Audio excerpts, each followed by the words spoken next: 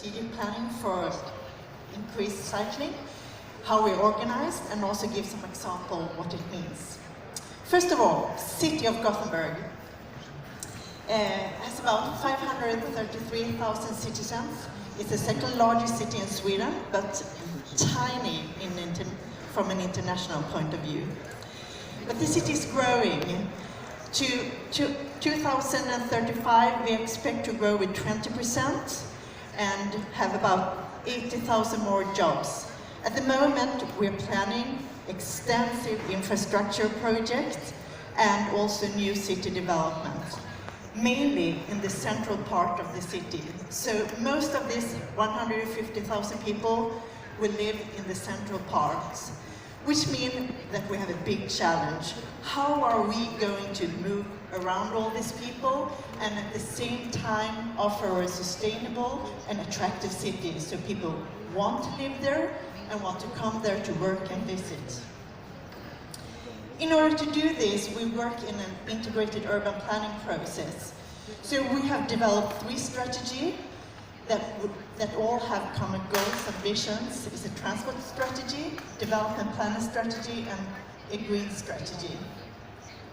And the goals is to create a sustainable city that is attractive, and from the point of view that is both social, economical, and environmentally sustainable. The cycle program is a concretization of the transport strategy.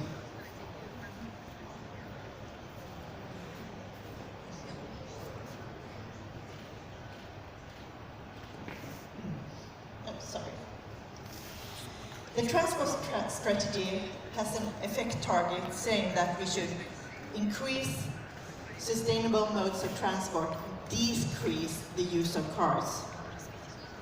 When it comes to bikes, we go from about 6% modal share to about 12-13% modal share in 2035.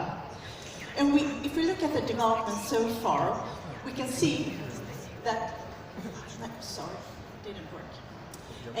In 2013, something happened. Car use decreased and public transport and cycling increased. We introduced congestion charges.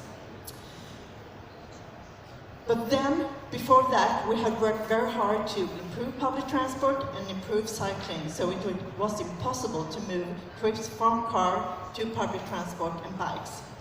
Something also happens in 2015. We changed the methodology of doing travel service. The traffic strategy has 3 main goals or objectives. One of them is about transport of goods. I'm not going to talk about that. But one is to provide easily accessible regional centers. It means that it should be easy to come to Gothenburg from neighboring cities and also travel to different parts of Gothenburg in a sustainable way. So we're mainly working with public transport, but also work to provide a commuter net, commuter bicycle net. It's a cycle network with high quality where you can cycle fast. We also work to combine bicycling and public transport in different ways. I will come back to that. And one important thing also in the planning that everybody should be able to do their daily errands and services with public transport, walking and cycling.